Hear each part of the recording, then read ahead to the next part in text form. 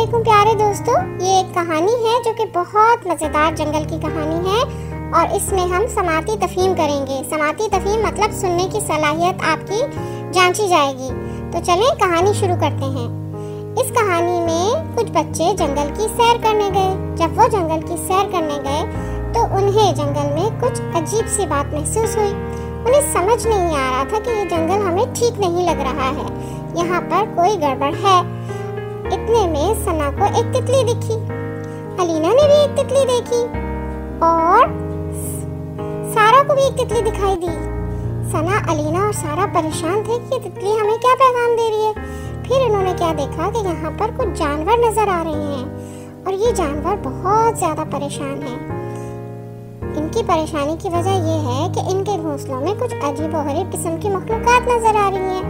ऐसा पहले कभी जंगल में नहीं हुआ था। इस वजह से ये लोग बहुत ज्यादा परेशान थे कि ऐसा क्यों हो रहा है। कभी भी जंगल में इस तरह की कोई परेशानी नहीं आई थी। फिर ये लोग दरिया की तरफ गए। वहां जाके देखा तो और भी हैरान हो गए कि मछलियां लटकी हुई हैं शाखों के साथ और ये इन्हें कितनी भी बचाने की कोशिश कर रहे हैं मगर इनकी मदद नहीं कर पा रहे। ये मछलियां कैसे इस तरह से शाखों से लटक सकती हैं और वो पानी के अंदर भी नहीं है और बड़ी बड़ी मछलियां हैं। वो लोग बहुत परेशान हुए कि ऐसा क्यों हो रहा है, ऐसा तो कभी भी जंगल में नहीं हुआ। उन्होंने बहुत मदद की कोशिश की मगर कुछ ना कर पाए।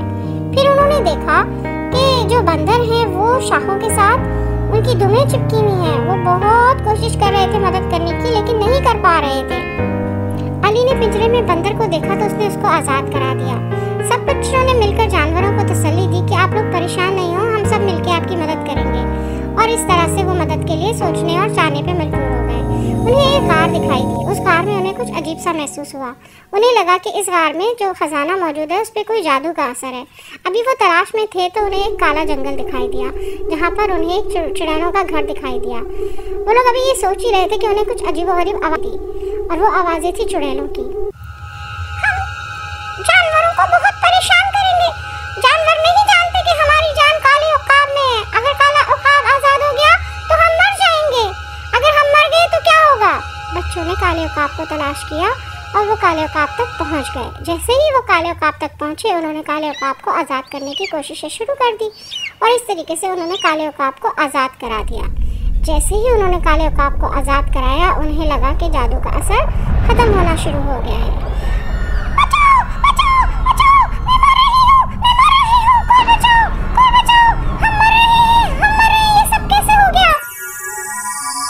उनका जादू खत्म हो गया। जिसका जादू खत्म हुआ सारी चीजों से उनके जादू का असर खत्म होना शुरू हो गया और हर चीज जैसे पहले थी वैसे होना शुरू हो गई। परिंदे और जानवर बहुत खुश थे क्योंकि उनके ऊपर से जादू का असर खत्म हो गया था। हर चीज पहले जैसी हो गई थी और खुशी में सब बच्चे भी खुश थे क्योंकि उन्होंने जानवरों की मदद की थी।